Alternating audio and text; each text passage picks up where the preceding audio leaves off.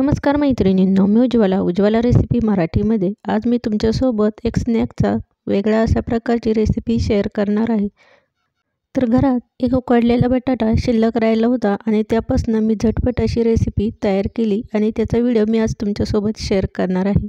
तर घरात माझ्याकडे काही भाज्या होत्या, तर त्या देखील मी ते कट करून घेतले। बारीक चिरलेली शिमला मिरची, कोथिंबीर, ग्रीन पीस घेतले, हिरवी मिरची, बारीक चिरलेला कांदा घेतलाय, बारीक चिरलेले गाजर। तर इथे तुम्हाला ज्या भाज्या आवडत असेल त्या वापरल्या तरी चालेल। कांद्याची पात असेल ती देखील घातली, त्याची चव आणखीनच छान लागेल। तर यात आपण पोहे घालणार आहोत। त्याकरता इथे मी 1 वाटी पोहे घेतलेत। आता हे पोहे आपण 2 पाण्याने स्वच्छ धुवून घेऊयात। पाणी घालून इथे मी पोहे स्वच्छ धुवून घेतलेत। ज्या वाटीने आपण पोहे मोजून घेतले त्याच वाटीने अर्धी वाटी उकडलेला बटाटा घेतलाय। आता यामध्ये आपण बारीक चिरलेल्या सर्व भाज्या आहेत त्या घालून घेऊयात। भाज्या घातले की यामध्ये काही मसाले ॲड करणार आहोत। 1 चमचा चाट मसाला घातलाय, अर्धा चमचा लाल मिरची पावडर, अर्धा चमचा गरम मसाला घातलाय। आता यामध्ये आपण चवीनुसार मीठ घालूया। 1 चिमूट हळद घालायची, चवीनुसार मीठ घातले। आता हे सर्व आपण हाताने छान असं मिक्स करून घेऊयात। तर हाताने आपल्याला हे सर्व छान एकजीव करून घ्यायचे।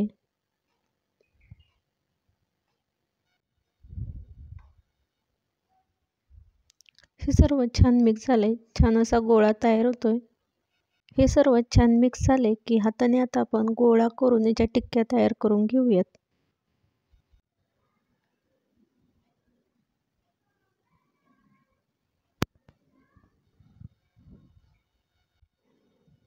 सर्व बाजूनी प्रेस करायचे म्हणजे भाज्या यामधल्या बाहेर येत नाही। तर अशाच पद्धतीने राहिलेल्या सारणाच्या देखील इथे आपण टिक्क्या तयार करून घेऊयात।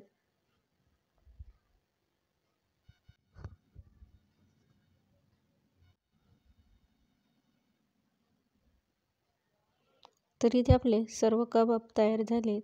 आता आपण शॅलो फ्राय करणार आहोत। त्याकरता इथे मी रवा घेतलाय, त्यामध्ये तयार केलेली टिक्की अशा पद्धतीने घोळून घेऊयात।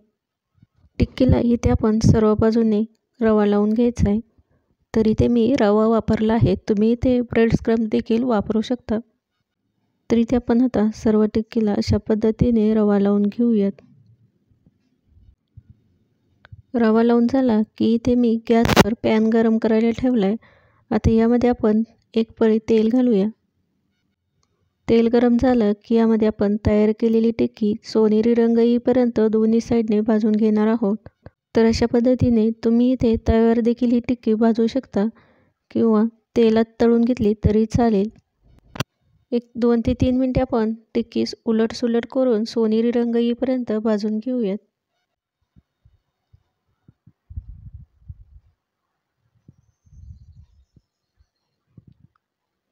तर थोडेसे तेल सोडून आता आपण खालच्या बाजून देखील ही टिक्की छान अशी सोनेरी रंगावर भाजून घेतली। दोन्ही साईडने भाजून झाले की एका डिशमध्ये काढून घेऊयात। अशा पद्धतीने ते आपण झटपट असे पोहे बटाटा कटलेट तयार केले। तर हे कटलेट तुम्ही सॉससोबत किंवा हिरव्या चटणीसोबत देखील खाऊ शकता। आजची रेसिपी आवडली असेल तर रेसिपीला लाईक, शेअर व कमेंट करा। चॅनलवर नवीन असाल तर उज्ज्वला रेसिपी मराठी यूट्यूब चॅनलला सबस्क्राईब करा। रेसिपी बघितल्याबद्दल धन्यवाद।